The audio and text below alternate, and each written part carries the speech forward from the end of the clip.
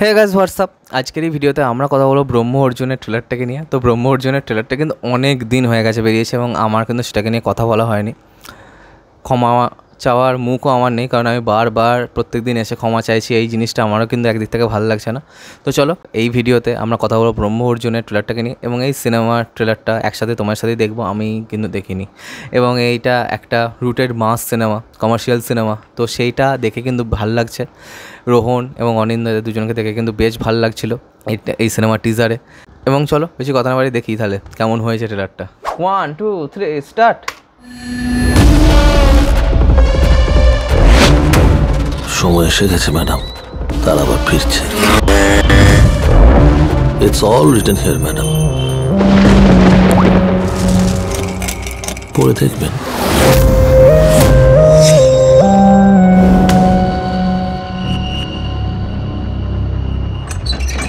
প্ল্যানটা কি?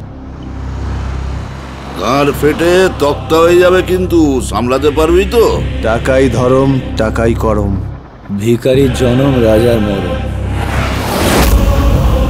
নুনু বাবু, হয় গাড়িটা আপনি ধরবেন, নয় আমরা ধরবো। बात वही है। माल चाहे आप पकड़िए, हम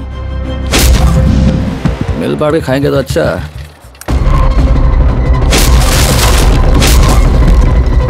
तुम दोनों साला अरेस्ट करो, कोई मजा नहीं है। मजा पता किसमें? एनकाउंटर करने में।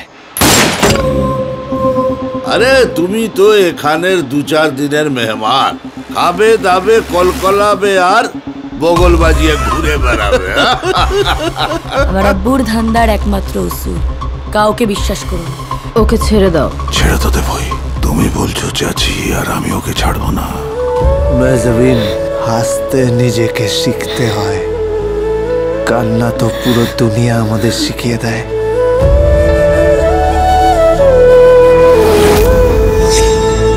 আমি কাউকে ভয় পাই না। বহুত উঠছিস তুই ব্রহ্মা, নিজেকে ভাবছিস কি? অর্জুন এমএলএ যদি আমাদের হাতে থাকে, তাহলে কে নুন্নু, কে নরেশ আর কে আনন্দ। वेलकम टू महाभारत दादा भाई। घड़ी आ गई है, हवाओं को सुन लो, तैयार हो जाओ कफन लेकर, हथियार को चुन लो। আপনার কেতুর ঘরে বসে থাকা রাহু মুক্তি পেয়ে গেছে। কাটার মুকুটটা না, আমি ঠিক সময়ে এসে তোমায় পরিয়ে দেব। लड़ाई होने वाली है। एक तरफ ब्रह्मा अर्जुन, दूसरी तरफ राक्षसों की फौज।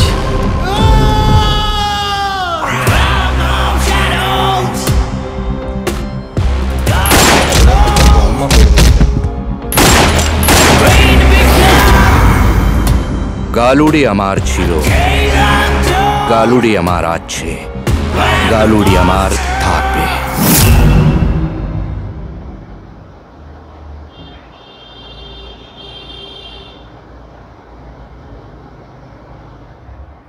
কিছু কিছু সময় কী হয়, সাংসারিক শান্তি বজায় রাখার জন্য সব সময় স্পষ্টবাদী সত্যি বলা উচিত নয়, কখনো কোনো সত্যি লুকিয়ে যাওয়া উচিত। এই সিনেমার ট্রেলারটা দেখতে গেলে ভালো হয়নি, ঠিক আছে। অনেক কিছু দেখিয়ে দেওয়া হয়েছে, অনেক কিছু ফালতু ফালতু সিনস এখানে রাখা হয়েছে। পরিষ্কার অ্যাপ্ট যে স্টোরিটা সেটা দেখানো হয়নি। অ্যাকশনসগুলোকে খুব বেশিভাবে দেখিয়ে দেওয়া হয়েছে। তবে একটা জিনিস যেটা সব থেকে ভালো লাগলো, এই মেকার্সরা তো চেষ্টা করেছে, একটা মরা ইন্ডাস্ট্রিতে এরকম কিছু একটা করার চেষ্টা তো করেছে।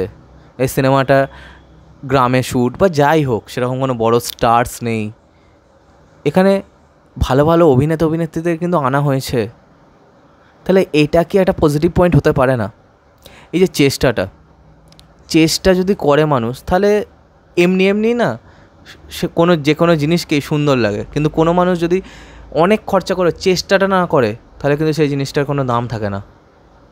তো আই থিঙ্ক ব্রহ্ম অর্জুনের ট্রেলারটা মধ্যে অনেকখানি না একটা হোপ দেখা গেছে, একটা সাইন অফ হোপ আমরা দেখতে পেয়েছি, একটা প্রমিস দেখতে পেয়েছি, যেটা কিন্তু খুবই ভালো।